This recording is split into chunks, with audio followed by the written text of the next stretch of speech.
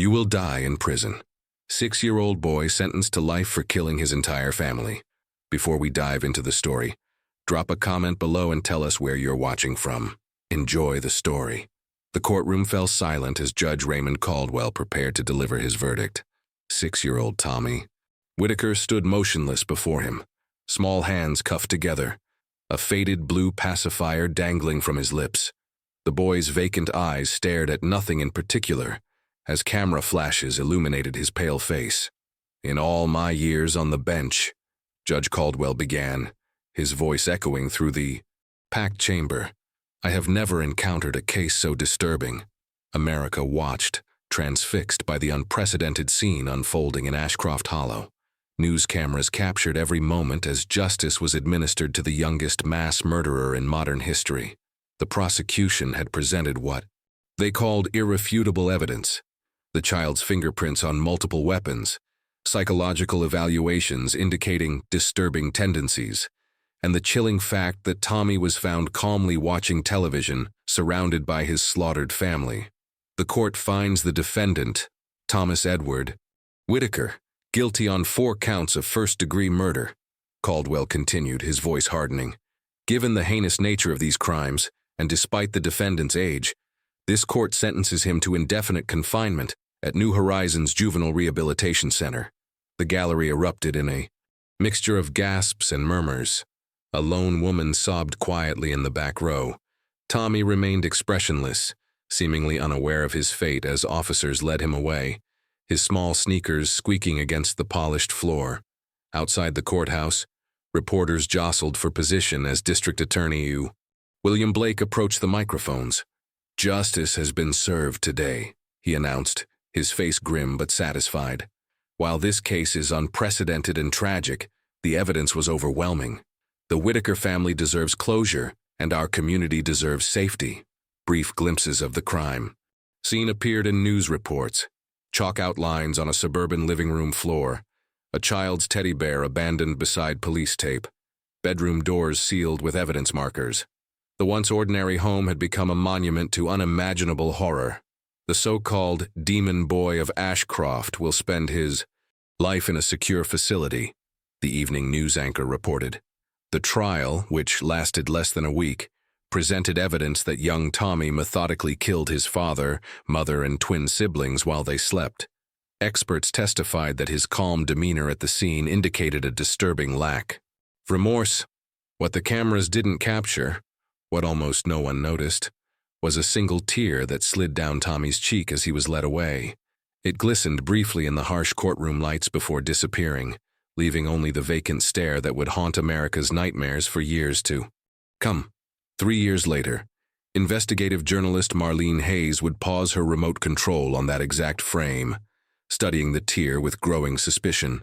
Something about this case had never felt right to her, and she was about to discover just how deep the wrongness went. Marlene Hayes had built her career on finding the truth in places others were afraid to look. Her wall of journalism awards testified to her tenacity, but her cluttered apartment spoke to the personal cost of her obsession with justice.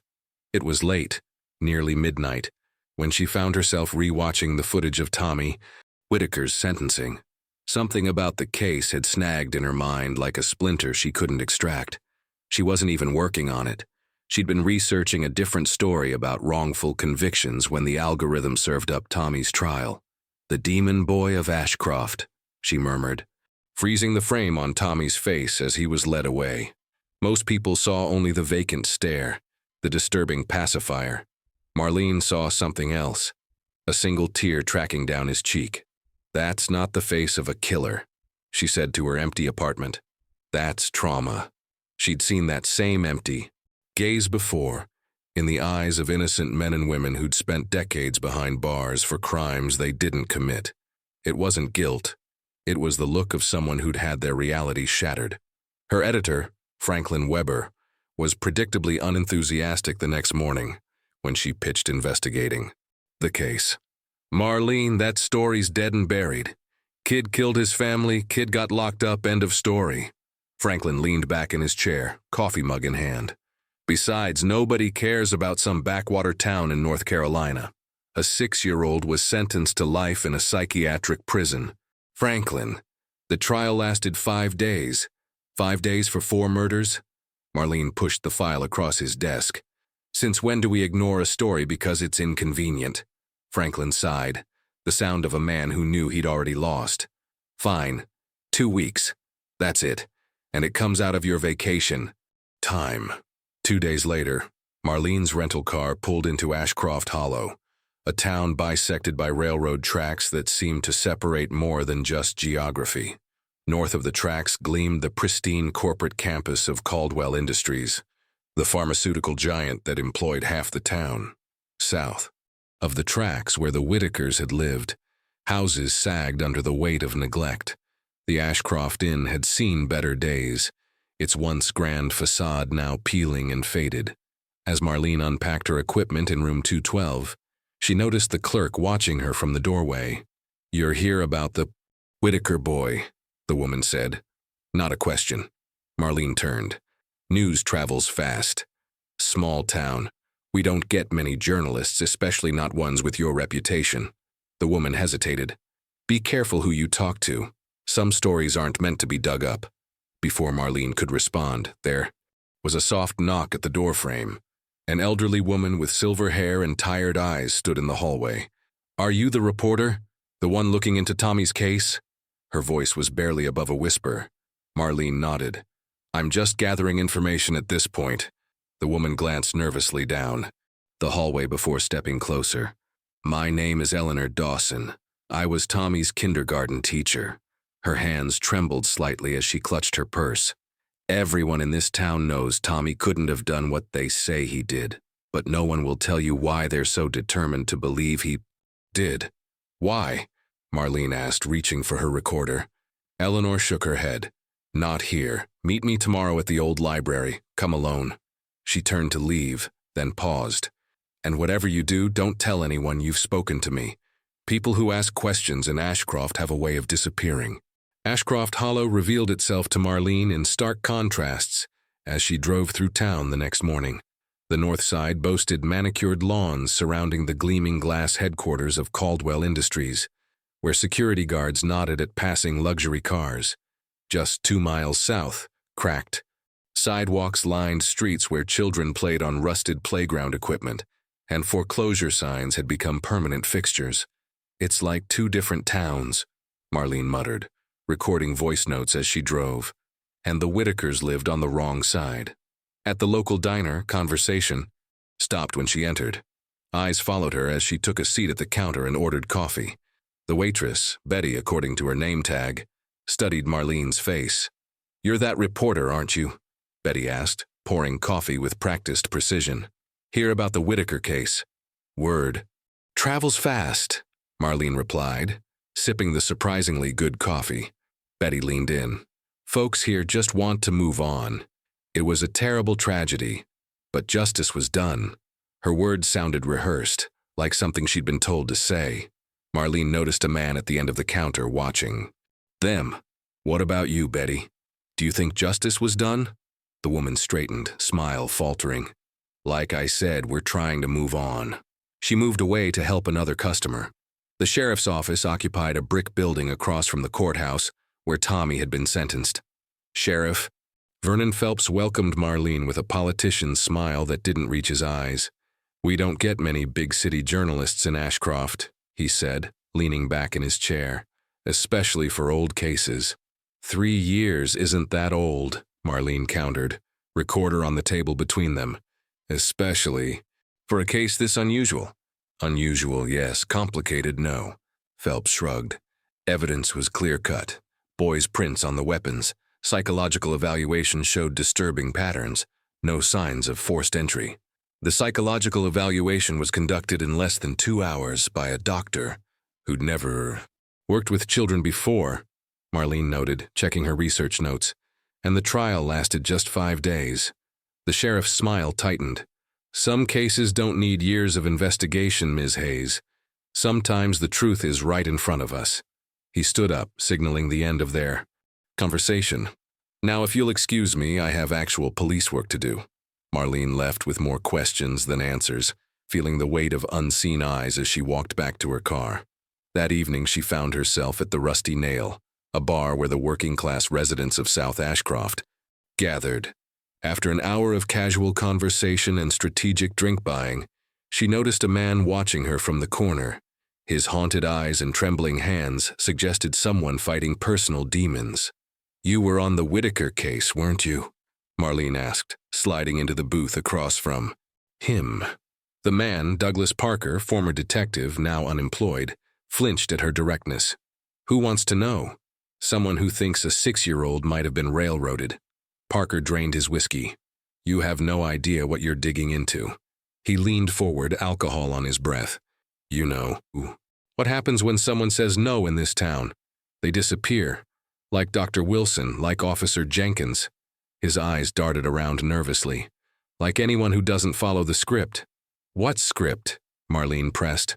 "The one where a weird kid with a pacifier killed his family and the case is closed, nice and neat." Parker's bitter laugh dissolved into a coughing fit. "We had our orders. Find evidence that supported what they already decided happened." "Who gave those orders?" Parker stared into his empty glass. "You think Caldwell Industries just makes pills? That family runs everything. In this town. The courts, the police, the hospital, even the schools." Before Marlene could ask another question, 2 men approached. "Time to go home, Doug," one said firmly, helping Parker to his feet. As they guided him away, Parker called over his shoulder, "Look into the hospital, Sarah Whitaker. Knew something? Ask why she transferred departments right before she died." The men hustled Parker out the door, leaving Marlene alone with a tantalizing new thread to follow, and the distinct feeling she was being watched from the darkened parking lot outside. The perfect American family, that's how neighbors described the Whitakers. Marlene spent the morning piecing together their lives, collecting fragments from those willing to talk. Each conversation revealed a new dimension to the tragedy, and more inconsistencies in the official narrative. Robert Whitaker, 42, had worked as a senior accountant at Caldwell Industries for 15 years before his promotion to the Financial Oversight Division, just months before his death. Colleagues remembered him as methodical and precise. "Robert was the guy who triple-checked everything," said Pamela Collins, his former assistant. "He wasn't just thorough. He was obsessive about accuracy." She hesitated before adding, "But something changed those last few weeks. He started locking his office door, taking files home. I caught him arguing on the phone once, saying something wasn't right with the numbers." Sarah Whitaker, 39, had been a respected nurse at Ashcroft Memorial Hospital for over a decade. Her unexpected transfer request from the research department to the emergency room came just 3 weeks before the murders. "It was odd timing," admitted James Norris, a fellow nurse who'd worked with Sarah. "Research nurses make better hours and higher pay. Nobody transfers out voluntarily." His voice dropped. "She seemed scared, jumpy. When I asked what was wrong, she just said some things were better not to know." The twins, Ethan and Emily, had been bright 6th graders with promising futures. Their teachers described them as inseparable and well-adjusted. Then there was Tommy, the adopted youngest child, whose selective mutism and attachment to his pacifier had made him an outsider even before the tragedy. Marlene visited the elementary school where Tommy had attended kindergarten, hoping to meet with Eleanor. Dawson as planned. Instead, she found the principal, Dr. Gregory Mills, waiting for her. "Ms. Dawson is unavailable," he stated with rehearsed precision. "She's been experiencing health issues, stress-related." "That's interesting," Marlene replied, "considering we spoke yesterday and she seemed fine." Mills's smile remained fixed. "Eleanor has a history of instability, particularly regarding the Whitaker boy. She became inappropriately attached to him, even made unfounded allegations about his home life." He handed Marlene a folder. "Tommy's official school records, all we can legally provide." The thin folder contained standardized test scores and attendance records, nothing more. No behavioral assessments, no teacher notes, no psychological evaluations. "This seems incomplete," Marlene observed. "Some records were sealed by court order after the incident," Mills explained, standing to signal the end of their meeting. "For the child's privacy." Later, at the public library, Marlene combed through archived local newspapers from before the murders. A small article from 6 months earlier caught her attention. Local boy creates stir at science fair. The photo showed Tommy standing beside a display titled Invisible Friends, with judges looking uncomfortable. The elderly librarian, Mrs. Porter, noticed her interest. "I remember that day," she whispered, glancing around nervously. Tommy told the judges his invisible friends weren't imaginary. They were real. People who came to his house at night. Men in white coats who watched his family sleep. She shook her head. Everyone laughed it off as a child's imagination. Not so funny after what happened. As Marlene left the library, her phone buzzed with a text from an unknown number. Hospital parking. Garage, level 3. 1 hour, come alone. It was signed simply NF. Driving to the hospital, Marlene pondered the growing list of peculiarities.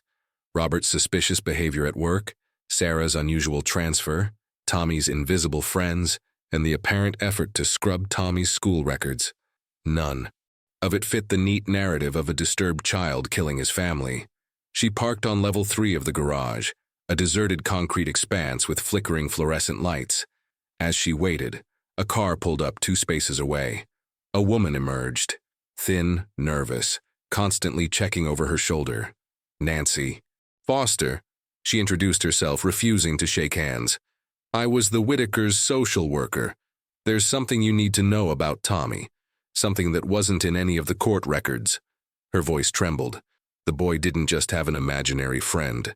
He had a guardian assigned by Caldwell Industries as part of their special adoption program. Before she could explain further, headlights swept across the garage, causing Nancy to freeze like a startled animal. "They're watching," she whispered urgently, pressing a USB drive into Marlene's hand. "Everything I could salvage is here." Robert wasn't paranoid. He found something in the company files. Something about the children. "What children?" Marlene asked as Nancy retreated toward her car. "The special ones," Nancy called back. "The ones like Tommy, the experiments." Back in her hotel room, Marlene transformed the space into an investigation hub. She pinned photos, timelines, and notes to the walls with obsessive precision. The USB drive from Nancy Foster contained fragments of documents, most corrupted or incomplete, but enough to reveal a disturbing pattern. "Project Guardian," she murmured, reviewing the limited information. The documents mentioned neurological assessments and behavioral modifications for children with special profiles. Tommy's name appeared several times, alongside coded references to something called Serenix. A knock at her door made her jump. She quickly covered her investigation, wall with a bedsheet before answering. "Package for you, ma'am," said a hotel employee, handing her a manila envelope. Inside was a medical examiner's preliminary report, never submitted to court. It had been sent anonymously, with a sticky note attached. "Some truths can't stay buried." What to? Marlene found in those pages shattered the foundation of the prosecution's case.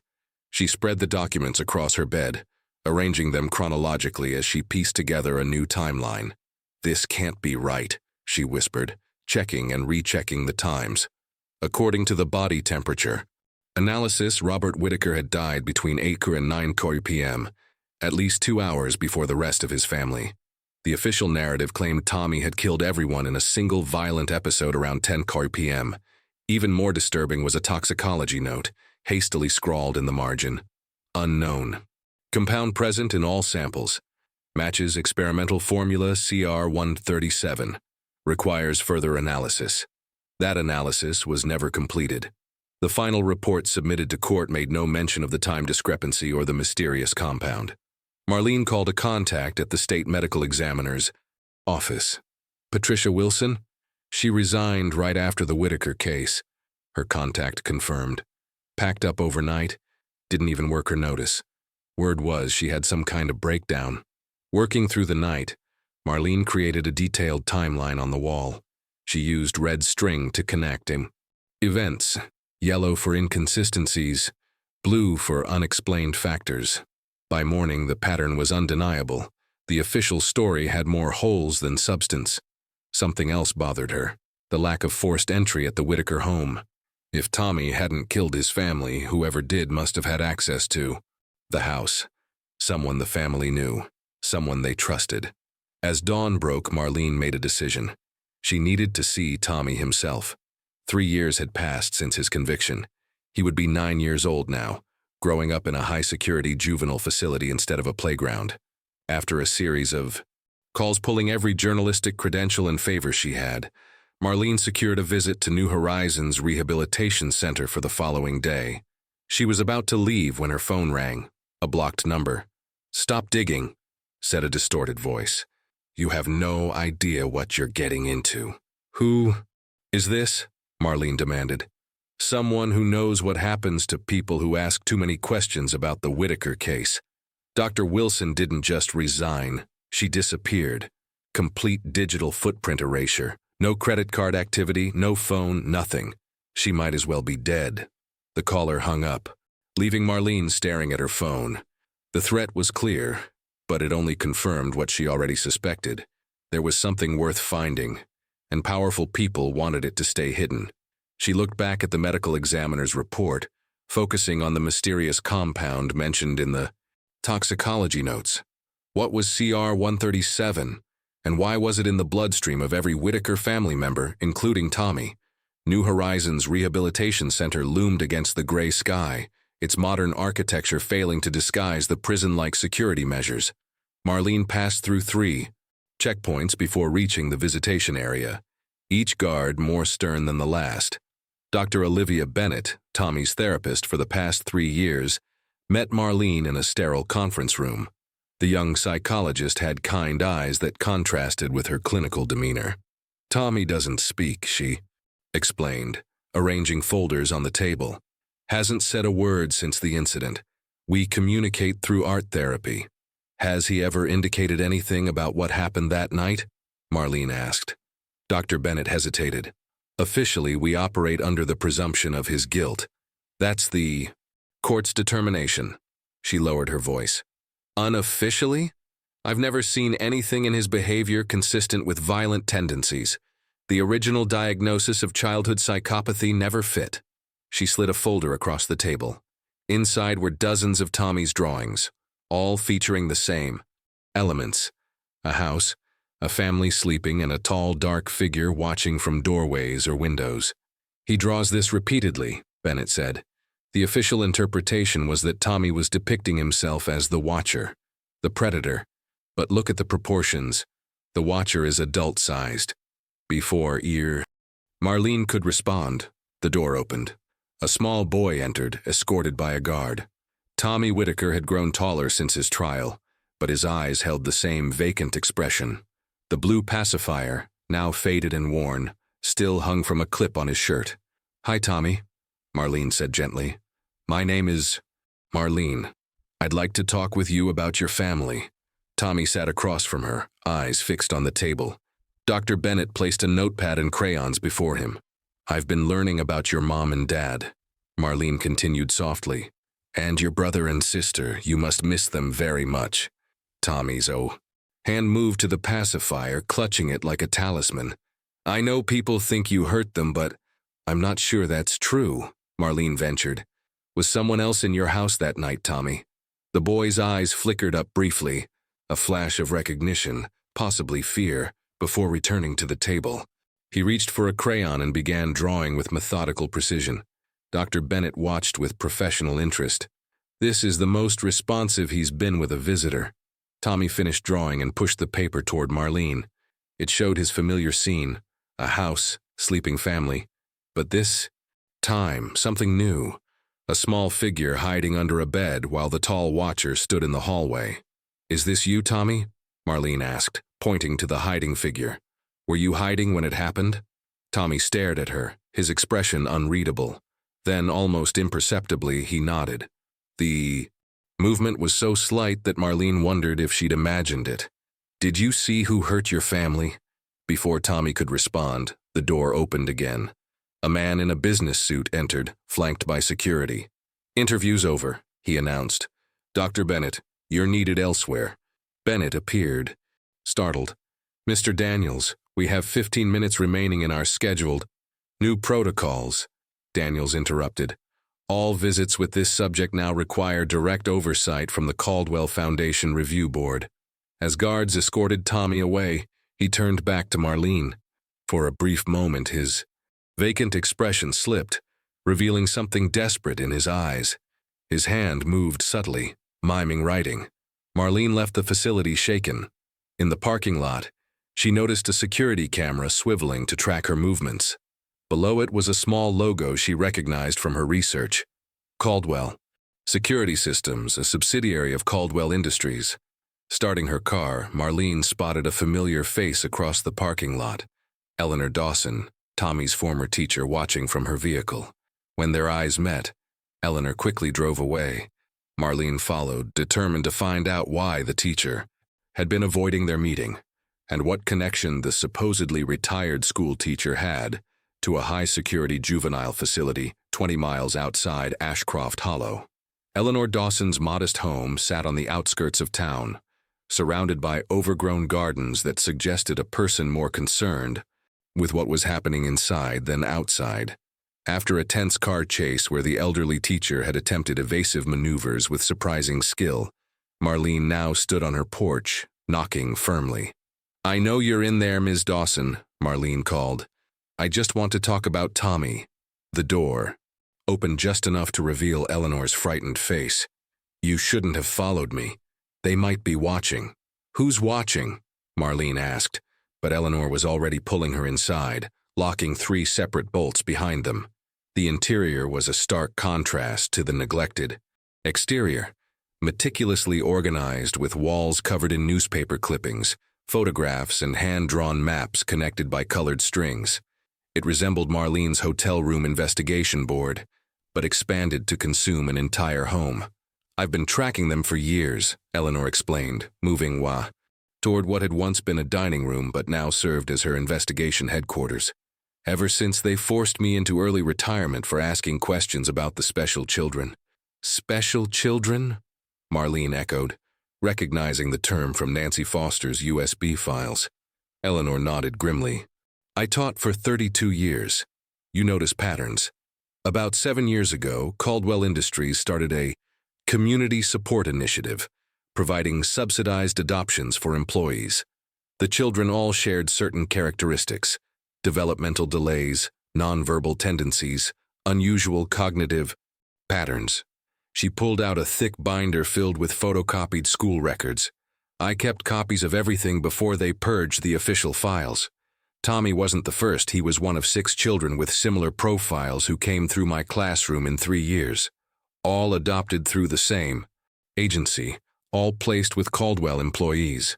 Marlene examined the documents, recognizing similarities to Tommy's profile. "What happened to the other children?" 3 families moved away suddenly. One child was institutionalized for behavioral issues. Another disappeared from school records. Entirely. Eleanor's hands trembled. Then came Tommy.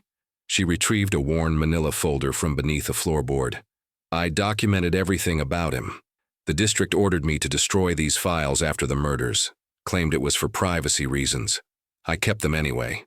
Inside were Tommy's drawings, dozens of them, eerily similar to those Marlene had seen at New Horizons. The tall figure watching the family appeared in nearly every image. Tommy was different from the other special children," Eleanor continued. "More aware, more responsive.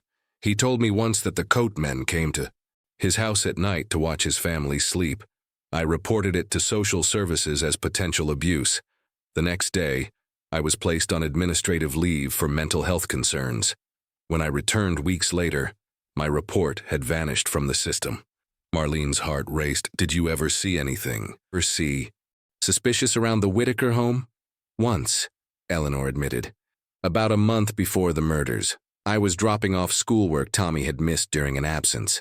A black SUV was parked down the street, the same one I'd seen at the school when Caldwell representatives came for their special student assessments. A man in a lab coat entered the Whitaker house using a key. He didn't knock, just let himself in." "Did you tell the police after the murders?" Eleanor laughed bitterly. "I tried. Sheriff Phelps said I was a disturbed old woman who watched too many conspiracy shows.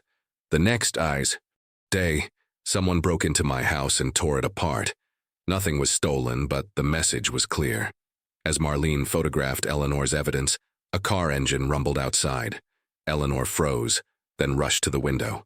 "Black SUV," she whispered, face draining of color. "Same as before.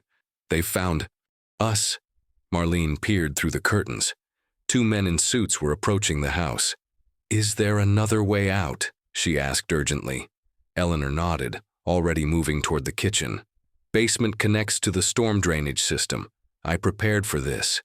She pressed a USB drive into Marlene's. "And everything I have is here. Find Dr. Patricia Wilson. She knew about the compound they were testing. A sharp knock interrupted her. "Ms. Dawson, Sheriff's Department. Open the door, please." The drainage tunnel was cold and damp, forcing Marlene to crouch as she followed Eleanor through.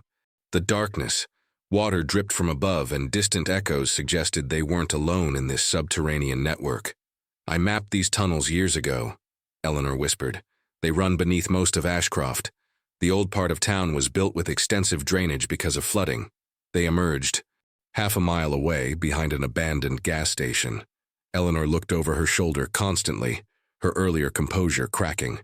"We need to separate," she insisted. "They'll be looking for both of us now. You have the drive. That's what matters." "Where will you go?" Marlene asked.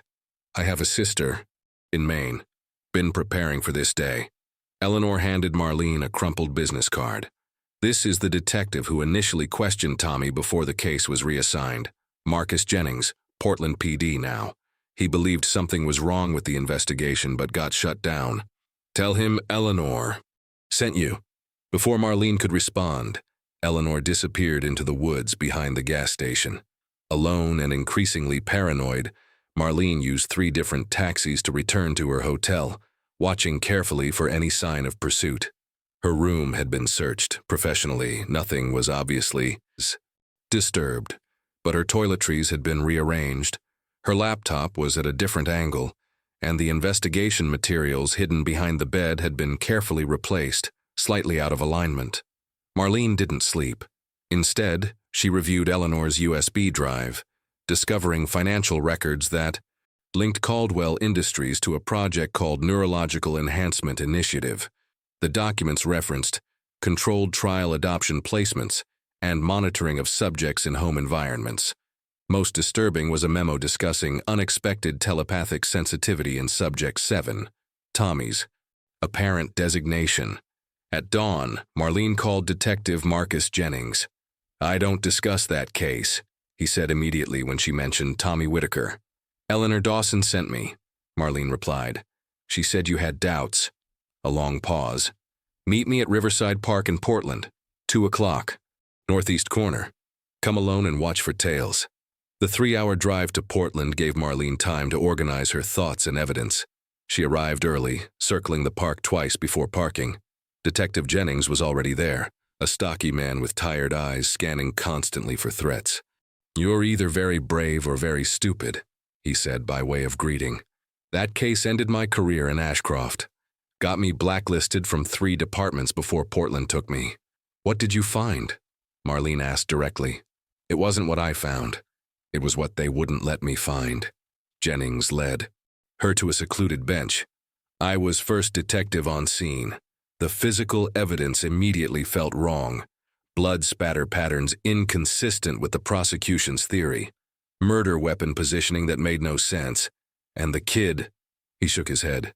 "Tommy was catatonic, but not like a perpetrator. In shock, more like a witness to horror." Why was the case reassigned? Official reason? Conflict of interest? My daughter had been in Tommy's class. Real reason? I was asking about the unidentified fingerprints we found throughout the house. Prints that disappeared from evidence within 24 hours. And about the security camera footage from across the street that showed someone entering the Whitaker home at 8:15 p.m., right around when Robert was killed. Marlene's pulse quickened. What happened to that footage? Server malfunction. Everything from that day was corrupted. Jennings' bitter laugh held no humor. The next day I was off the case. Week after that, my wife found strange men photographing our daughter at school. Message received. I transferred out immediately. He glanced at his watch nervously. Look, there's something else. Robert Whitaker came to me privately about 2 weeks before he died. Said his son was being used in some kind of experiment without consent, that Sarah had discovered unusual compounds in Tommy's blood work. He was gathering evidence, planning to go public. Did he say what kind of experiment? Something about enhanced cognitive abilities. Neurological stimulation. He thought they were using the adopted kids as test subjects because there would be less scrutiny than a formal trial. Jennings stood abruptly.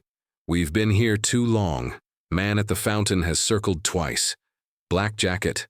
As Marlene turned to look, Jennings pressed a key into her palm.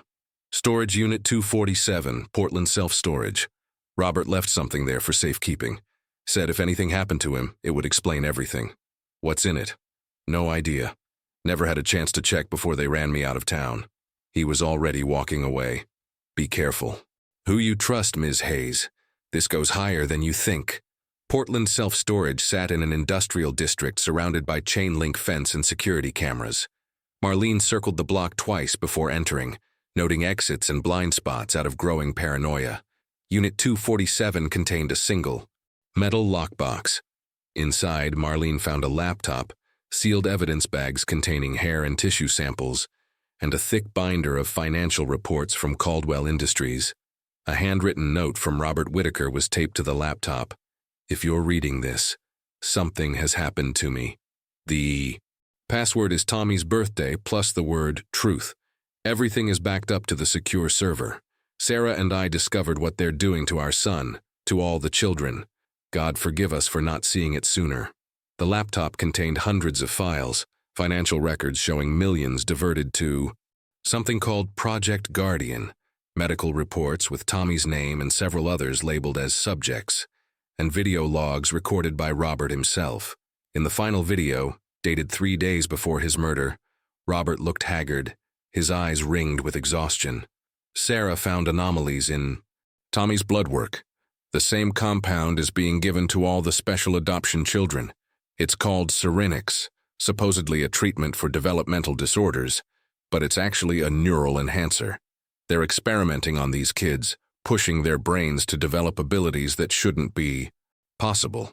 Telepathic sensitivity, cognitive manipulation, even limited forms of influence over others. Tommy's showing the strongest response of all the subjects. That's why they're watching us constantly now. The video continued, Robert's voice growing more desperate. We're going to expose everything. Sarah's made copies of the lab results, and I've compiled all the financial evidence of the illegal trials. Tomorrow we contact the FBI. If anything happens to us, Tommy has an aunt in Colorado who knows nothing about any of this. He'd be safe with her, away from these monsters. Marlene's phone vibrated with a call from an unknown number. Against her better judgment, she answered. Storage unit was a bad idea, came a distorted voice, the same one that had warned her before. They've been monitoring Jennings for years. You have 15 minutes before they arrive. There's a coffee shop called Riverside Beans 3 blocks east. Go there now. The call disconnected. Marlene quickly copied all the files to her secure cloud storage, then wiped down the unit and fled. Riverside Beans was nearly empty. A barista pointed Marlene to a back table where a thin man with nervous eyes waited. Jordan Chen, he introduced himself quietly. I worked IT security for Caldwell before I resigned. Your digital footprint is lighting up their monitoring systems like a Christmas tree. Who are they, exactly? Marlene demanded. Caldwell's Special Projects Division. They operate, with government clearance, testing pharmaceutical cognitive enhancers for military applications. The adoption program was their solution for long-term subject monitoring outside laboratory conditions. Jordan sipped his coffee. Robert Whitaker found the financial discrepancies. Sarah identified the compound. They were both liabilities. And Tommy, he was their star subject. The compound works differently depending on genetic markers. Most kids showed minimal enhancement, slight telepathic sensitivity, minor cognitive improvements. Tommy was different. His neural pathways responded exponentially. He could sense thoughts, influence emotional states. There were incidents at school, children doing whatever he wanted without him speaking a word. You're suggesting a 6-year-old had mind control powers? Marlene asked skeptically. Not control exactly, influence, suggestion. The abilities were unpredictable, growing stronger as the Serenix accumulated in his system. Jordan leaned forward. The night of the murders, something happened. The monitoring equipment in the Whitaker home recorded massive neural spikes from Tommy, unlike anything they'd seen before. Then the feeds went dead. You think Tommy actually did kill his family? Jordan's expression darkened. I think what they created in that boy was more powerful and dangerous than they expected. But whether he was weapon or witness, he shrugged. The Caldwell cleanup team arrived within minutes. Whatever really happened, they made sure the narrative served their purposes. He slid a key card across the table. This will get you into the Caldwell archives. Sub-basement level. Unmarked door at end of North Corridor. Project Guardian's original files are there. Too sensitive for digital storage. But you'll never make it out alive if they catch you. Why help me? Marlene asked. Because my sister's son was Subject 3. Jordan's voice cracked. He died of a rare brain condition after showing promising results. I've been gathering evidence ever since.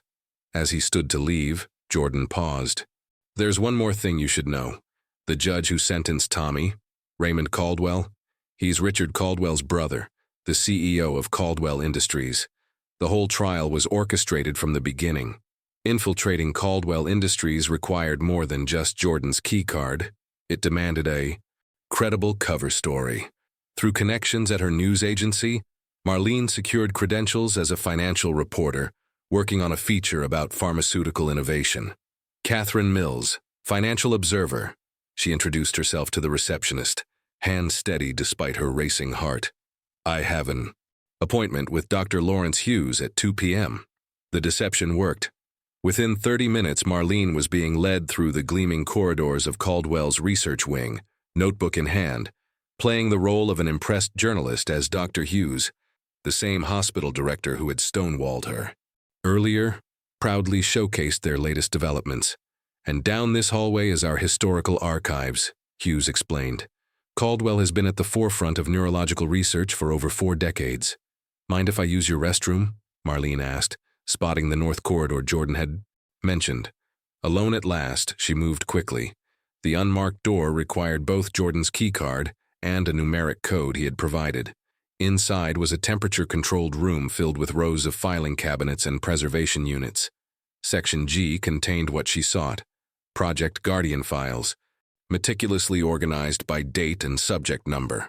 Tommy was Subject 7, his folder significantly thicker than the others. Marlene photographed everything she could, heart pounding with each passing minute. The documents revealed a systematic program spanning years, identifying children with specific genetic markers that made them receptive to Serenix, arranging their adoption by unwitting Caldwell employees, and monitoring their development through what the files coldly called controlled environmental stimuli. A section labeled Enhanced Cognitive Development contained brain scans of all 7 subjects, with Tommy's showing dramatically higher activity in regions associated with perception and emotional processing. Notes from researchers described unprecedented telepathic sensitivity and ability to influence autonomic responses in test subjects within proximity. Most disturbing was a memo dated 1 week before the Whitaker murders, marked urgent. Subject 7 demonstrating concerning developmental acceleration, influence radius expanding beyond projected parameters. Recommend immediate extraction and facility containment. Parents' suspicions heightened. Potential security. Breach imminent. Awaiting authorization for intervention protocol. The authorization signature belonged to Richard Caldwell himself. A noise in the corridor startled Marlene.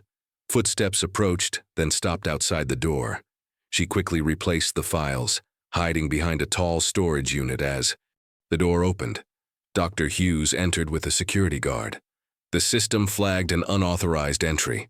The guard reported scanning the room. Probably another sensor malfunction, Hughes replied irritably. But check the Guardian files to be sure. Marlene held her breath as the guard approached. Her hiding spot. Just as he was about to round the corner, Hughes's phone rang. "What? She's where?" Hughes snapped. "Keep her there. Don't let her leave the building." They rushed out, leaving Marlene momentarily safe but trapped. Her journalist cover was blown. She needed an alternative escape. Route. Jordan had mentioned maintenance tunnels connecting the research wing to the main building. Using the facility map on her phone, she located a service entrance 2 corridors away. The tunnels were dim and disorienting. Marlene navigated by the emergency exit signs, moving quickly but quietly. Ahead, she heard voices, security personnel organizing a systematic search. "She knows about Guardian," a man said. "Director wants her found before she leaves the premises." "What about Chen? He must have helped her." "Already being dealt with. His apartment is being searched now." Marlene froze. Jordan had risked everything to help her, and now he was in danger too. But she couldn't help him if she was caught. An alarm suddenly blared through the complex. "Security breach. Sub-level B. All personnel initiate lockdown protocol." The distraction gave Marlene the opportunity she needed. As security rushed toward the archives, she slipped through an employee exit and into the parking garage. She was almost to her car when a voice stopped her. "Impressive work, Ms. Hayes." Richard Caldwell himself stood by her vehicle, flanked by 2 security guards, tall, impeccably dressed with the calculated smile of a predator. Not many journalists show such initiative.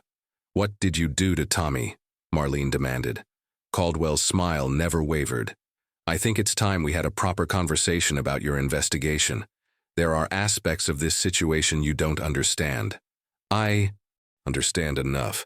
You experimented on children, then murdered a family to cover it up." "Such a dramatic interpretation." Caldwell gestured to a black SUV nearby. "Please, join me for a drive. I believe we can come to an arrangement beneficial to all parties." The security guards moved closer, making it clear this wasn't actually a request. The SUV's interior was luxurious but felt like a prison cell to Marlene.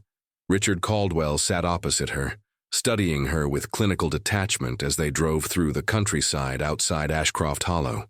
"You've assembled quite a compelling narrative," he began, tapping through photos of her hotel room investigation board on his tablet. "Conspiracy, corruption, experimentation on children. It would make an excellent film." "Those are private photos," Marlene said, realizing the extent of their surveillance. Caldwell smiled thinly. "Privacy is such an outdated concept, Ms. Hayes, especially when national security is involved." "How is experimenting on children a matter of national security? Neurocognitive enhancement has always been the next frontier in human evolution," Caldwell replied, his tone shifting to one of practiced conviction. "Project Guardian isn't about creating weapons. It's about advancing human potential. Imagine soldiers who can sense threats before they materialize, negotiators who can read hostile intentions, first responders who can locate survivors through debris. By drugging children without consent, the adoption program was regrettably necessary. Adult subjects showed minimal responsiveness to Serenix. Only developing brains with specific genetic markers demonstrated significant enhancement. The SUV turned onto a private road leading deep into the forest. Through the tinted windows, Marlene glimpsed a security checkpoint ahead. "Where are you taking me?" "Observation Facility 6, where we continue the work Robert Whitaker so tragically misunderstood." Caldwell's expression hardened. Robert was a brilliant accountant. He should have stayed within his expertise, instead of stealing confidential research files. "Did you have him killed?" Marlene asked directly. Caldwell seemed genuinely surprised. "We sent a security team to recover our intellectual property and explain the importance of discretion. What they found was unexpected." The SUV stopped at the checkpoint. As guards verified their credentials, Marlene noticed her hands trembling, a new development that troubled her. She'd faced danger before as an investigative journalist, but never felt this bone-deep exhaustion and anxiety. "The sedative should be taking effect," Caldwell noted, observing. "Her. Just a precaution. You'll be fully functional for our tour." Marlene fought to keep her eyes open as they proceeded through massive gates into what appeared to be a research compound disguised as a private estate. Her journalist's mind cataloged details even as her consciousness began to slip. Multiple security layers, surveillance equipment, medical personnel in white coats. Inside the main building, Caldwell led her down a sterile corridor lined with observation rooms. Each contained a child engaged in various activities while researchers monitored from behind one-way glass. Our remaining subjects, Caldwell explained, all showing promising cognitive development, though none as remarkable as Subject 7. Tommy, Marlene corrected, fighting the sedative. His name is Tommy. Indeed, our most exceptional participant. Caldwell stopped before a monitor displaying a live feed. From New Horizons Rehabilitation Center, Tommy sat in his room, apparently playing with building blocks, while technicians monitored equipment nearby. The incident with the Whitaker family was unfortunate but informative, Caldwell continued. Tommy's abilities advanced faster than our models predicted. The night of the tragedy, he experienced an unprecedented neural cascade. Whether he directly caused what happened or simply influenced it remains academically fascinating. Marlene struggled to process his words through the fog in her mind. You're saying Tommy did kill his family? I'm saying something extraordinary happened that night. Something with profound implications for our understanding of human potential. Caldwell checked his watch. The monitoring team reported unusual activity in Tommy's brainwave patterns this morning. Your visit seems to have triggered something. He guided Marlene to a conference room, where Dr. Hughes waited with another man she recognized from her research, William Blake, the district attorney who had prosecuted Tommy. Our partnership with law enforcement and the judicial system has been essential, Caldwell explained. William ensured the case proceeded appropriately. You railroaded a 6-year-old, Marlene slurred, fighting to stay conscious. We secured the optimal environment for monitoring an unstable subject, Blake countered. Tommy is exactly where he needs to be, under constant observation in a controlled setting. Dr. Hughes pushed a document across the table. You have 2 options, Ms. Hayes. Sign this non-disclosure agreement and join our communication team with a very generous compensation package, or face charges under the Espionage Act for stealing classified government research. Marlene stared at the document, her vision doubling. And if I publish anyway? Caldwell's smile returned, colder than before. Your sister Amanda in Portland has 2 lovely children, doesn't she? Noah just started Little League, and Lily's dance recital is next weekend. It would be tragic if anything happened to such a beautiful family. Marlene woke in her hotel room with a pounding headache and fractured memories. Her clothes were the same, her belongings untouched, but 18 hours had vanished. The last clear memory was Caldwell's threat against her sister's family. Her phone showed 7 missed calls from her editor and 1 text message from an unknown number. Check your laptop. A video file waited on her desktop. With trembling hands, Marlene pressed play and saw herself sitting in Caldwell's conference room, signing the non-disclosure agreement with a vacant expression. The video had no audio, but the message was clear. They had documentation of her apparent cooperation. They drugged me, she muttered, touching the small puncture mark on her neck. Rage replaced fear as she realized the extent of their manipulation. Instead of breaking her, their tactics only strengthened Marlene's resolve. She needed hard evidence that would be impossible to suppress or deny, the kind of evidence that, once public, would make any action against her or her family too suspicious. Officer James Martinez, the young policeman who had helped her access evidence before, answered her call on the second. Ring. I shouldn't be talking to you, he warned. My house was searched yesterday. They took my computer, claimed it was part of a department audit. I need access to the original evidence, Marlene pressed. There has to be something they missed. A long pause followed. There might be. Emily. Whitaker's video camera was logged into evidence but never processed. It's still in storage at the courthouse annex. I can get you in tonight when the security shift changes. The courthouse annex was deserted when Marlene slipped through a service entrance at 11:30 p.m. Martinez led her through dim corridors to a basement storage room.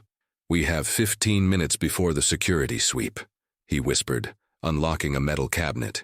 Here, evidence box 447B. Inside was a plastic bag containing a small digital camera with a cracked screen. The battery was dead, but Martinez had brought a compatible charger. While they waited for it to power up, Marlene examined other items from the Whitaker home that had never been presented in court.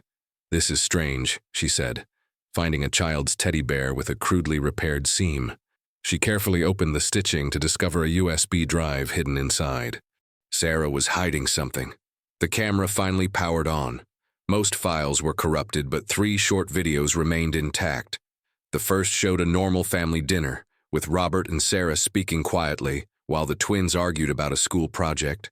Tommy sat silently, watching everyone with unusual intensity. The second video, timestamped 2 days before the murders, showed Robert in his home office, unaware he was being recorded.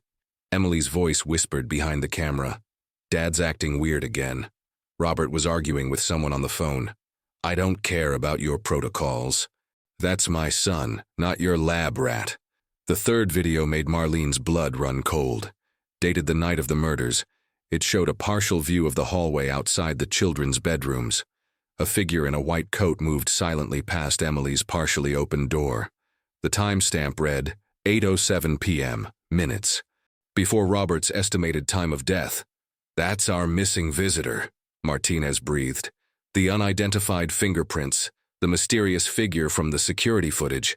The video continued for another 30 seconds before Emily whispered in terror, "Someone's in the house." Then the recording ended abruptly. The USB drive from the teddy bear contained medical test results showing abnormal neurotransmitter levels in Tommy's blood, along with a chemical compound labeled CR-137. Sarah had attached a note, identical to restricted formula developed for military application. "How is this in my son's bloodstream?" Also included was an audio recording of Sarah confronting Dr. Hughes. "I know what you're doing to these children. I've seen the patterns in the lab results. If you don't stop this experiment immediately, I'm going to the FBI. We have enough to reopen the case," Martinez said, excitedly. Clear evidence of outside involvement the night of the murders. Before Marlene could respond, alarms blared throughout the building. Emergency lights flashed in the corridor. "That's not the regular security system," Martinez said, suddenly pale. "Someone's triggered a silent alarm." They heard footsteps approaching, multiple people moving with purpose. "Take these," Marlene urged, pressing the camera and USB drive into Martinez's hands. "Get them to Judge Catherine Monroe in the federal court. She was transferred when I tried to reach her before. What about you? I'll create a diversion. Go now." As Martinez slipped out through a back exit, Marlene moved in the opposite direction, deliberately making noise. Flashlight beams cut through the darkness ahead as security personnel converged on her location. She rounded a corner and froze. Sheriff Phelps stood blocking her path, flanked by 2 men in suits who definitely weren't local deputies. "Ms. Hayes," Phelps said with a cold smile, "breaking and entering is a serious offense. I'm afraid you'll need to come with us." "I know about the man in the lab coat," Marlene replied loudly, hoping Martinez could hear her.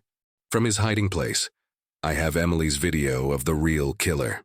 The sheriff's smile faltered momentarily. "I don't know what delusions you're entertaining, but this little investigation of yours is over." As they led her away in handcuffs, Marlene caught a glimpse of Martinez safely slipping out a side door, evidence in hand. Whatever happened to her now, the truth had a chance to escape. The holding cell in Ashcroft's sheriff's station was eerily quiet at 3 a.m. Marlene sat on the metal bench, officially charged with breaking and entering, though she suspected her actual crime was knowing too much. Her fingerprints had been taken, her one phone call denied on grounds of national security concerns.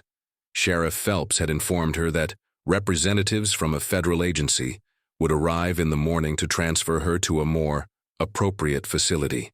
His smirk told her everything. She wouldn't be going to a standard federal detention center. Sleep was impossible. Instead, Marlene mentally organized everything she'd learned, hoping Officer Martinez had successfully delivered the evidence to Judge Monroe. Her thoughts were interrupted by the sound of approaching footsteps. "You've made powerful enemies, Ms. Hayes."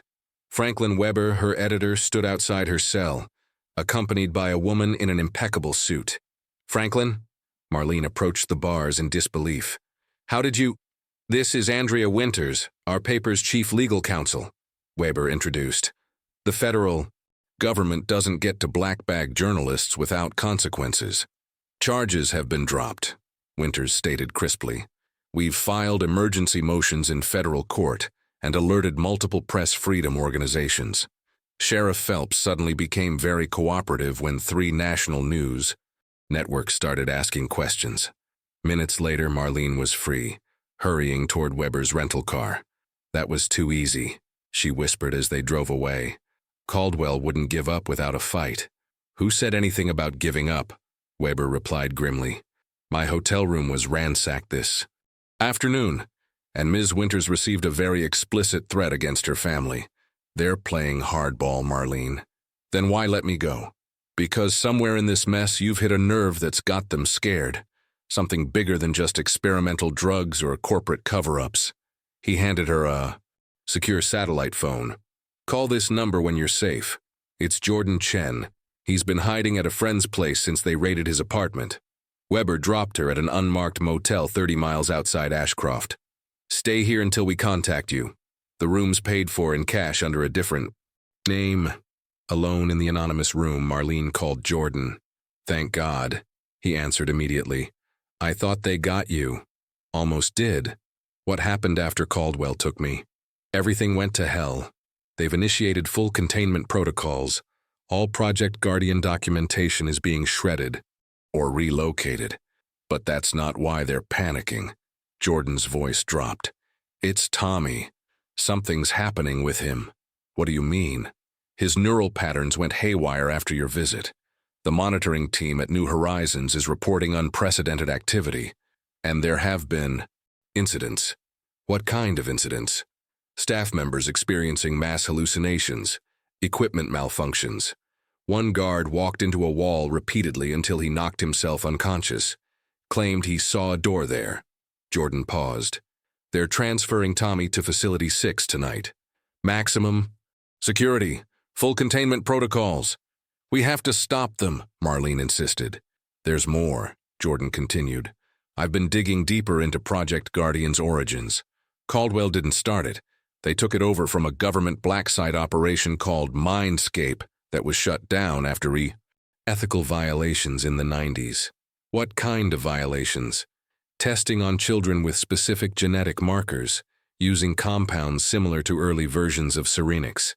The records are heavily redacted, but I found references to subjects showing extraordinary perceptive and influencing capabilities. Before the program was terminated." Jordan's voice grew urgent. "Marlene, I also found a pattern. 6 other cases across the country in the past 5 years. Families murdered, a child survivor who either doesn't speak or tells impossible stories. Each case quickly closed with minimal investigation. All Caldwell adoption families, all connected to pharmaceutical companies that are Caldwell subsidiaries or partners, all involving children with the same genetic markers as Tommy."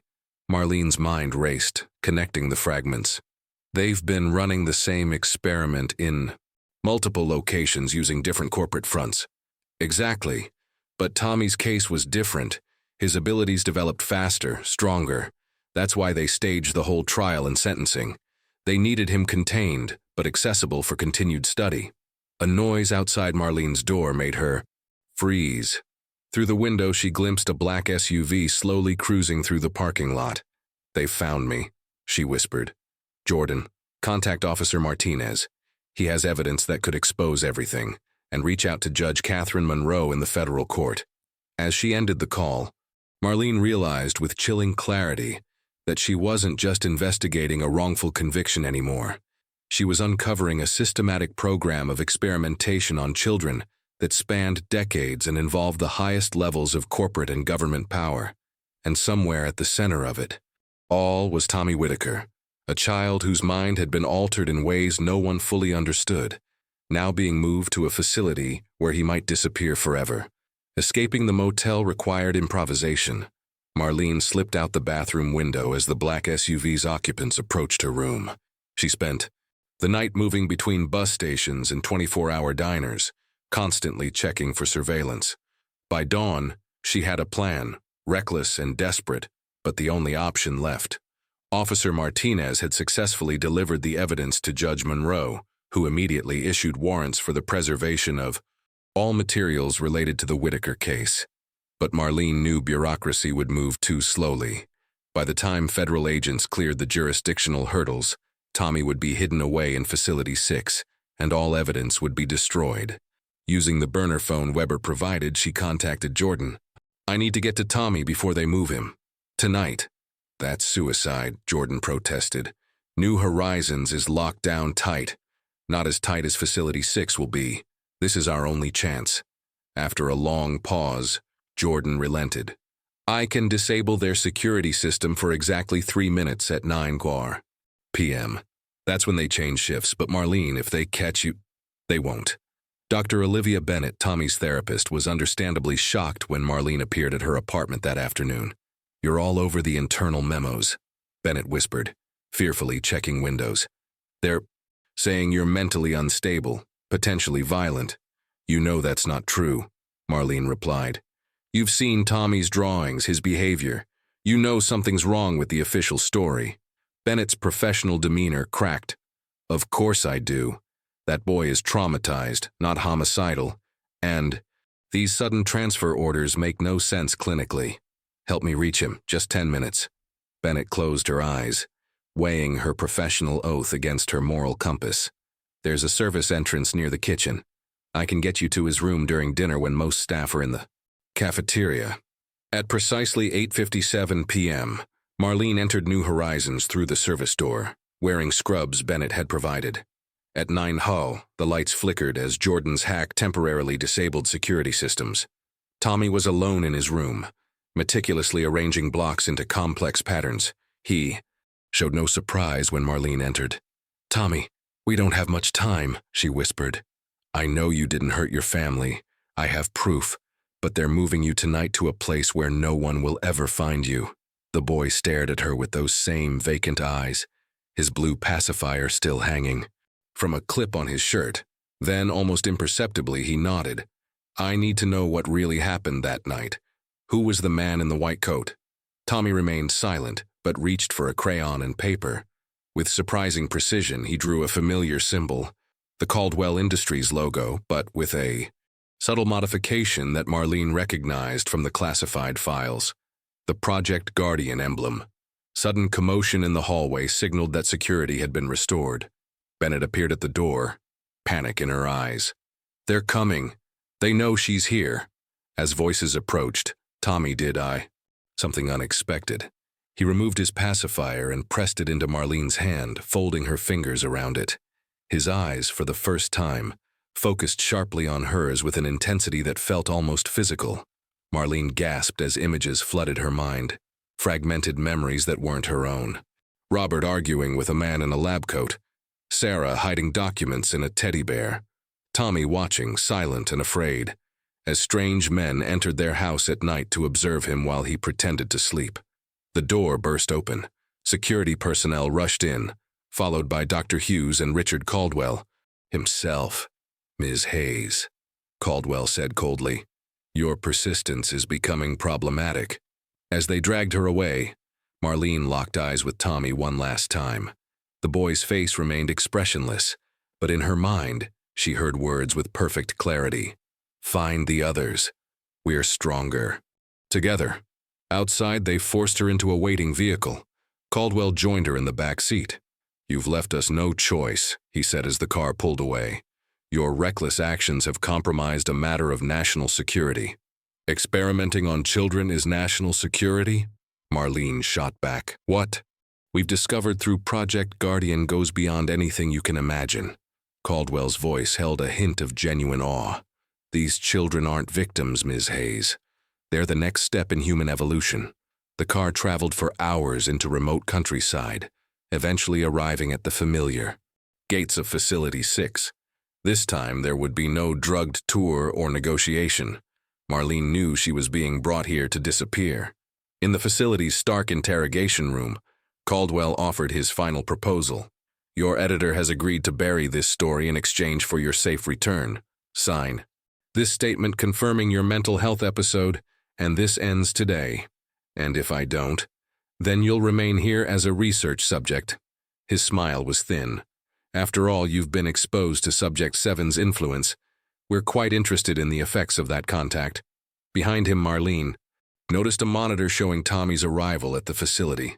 As guards escorted him to a containment unit, she felt the weight of the pacifier still hidden in her pocket, and with it, a strange certainty that this wasn't the end of the story, but merely the beginning of something far more extraordinary. The federal raid on Facility 6 occurred at dawn, led by agents wearing FBI windbreakers and carrying Judge Monroe's warrants.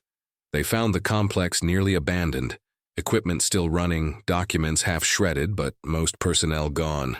What they didn't find was Tommy Whitaker. They moved him again, Jordan told Marlene as she sat wrapped in a shock blanket, watching agents catalog evidence. As soon as they realized Monroe had issued warrants, they initiated emergency protocols. Marlene wasn't supposed to have survived the night. The only reason she wasn't processed, as Caldwell had threatened, was the unexpected arrival of federal agents, tipped off by Officer Martinez and Judge Monroe. "How much will they recover?" she asked, watching teams bag documents and computer equipment. "Enough to expose Project Guardian, probably. Enough to bring down some mid-level operators." Jordan's expression was grim.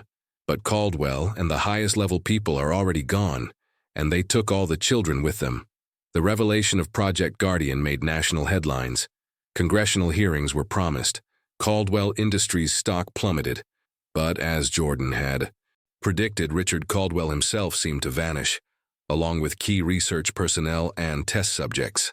3 days later, Marlene sat in Judge Monroe's chambers alongside federal prosecutors and FBI agents, sharing everything she had uncovered. "We've identified 4 other facilities across the country," the lead agent explained. "All evacuated just hours before we could execute warrants. They were prepared for this contingency." "And Tommy?" Marlene asked. "No trace. Same with the other surviving children from the program." After the meeting, Marlene requested one final visit to New Horizons, now under federal control. Tommy's room remained exactly as she had last seen it, blocks arranged in the precise pattern he had left them. As she studied the arrangement, Marlene realized it wasn't random. The blocks formed a map with small markings indicating locations. She recognized the outline of the western United States with 7 points marked in different colors. She photographed the pattern before anyone else noticed its significance. That night, alone in a safe house provided by the FBI, Marlene felt a strange compulsion to hold Tommy's pacifier. As her fingers closed around the worn plastic, another flood of images filled her mind. Clearer this time, more controlled. A remote compound in the mountains. Children with vacant expressions and extraordinary abilities. Richard Caldwell speaking to a group of military officials about the next phase. And something else. A message delivered with the same unnerving clarity as before. "We're waiting for you. Only you can tell our story."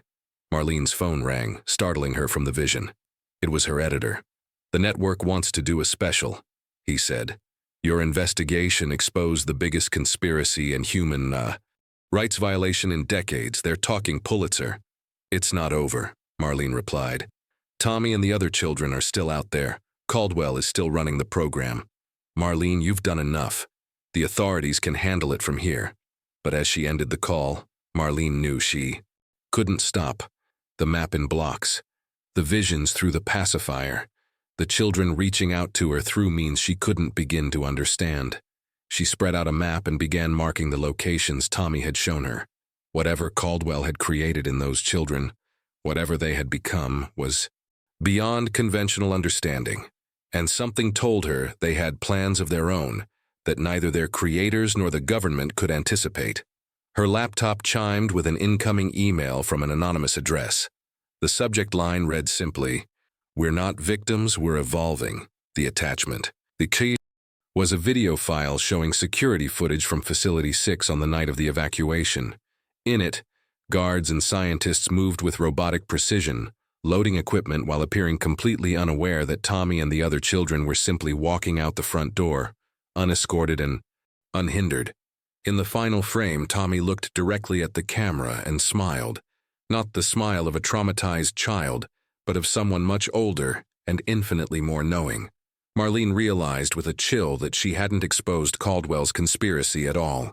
She had merely unveiled the surface of something far more profound and unsettling. What happens when humanity attempts to engineer its next evolutionary step, only to discover it's created something it can no longer control? And Tommy, the quiet boy with the blue pacifier who had been dismissed, underestimated and exploited, was at the center of whatever was coming next.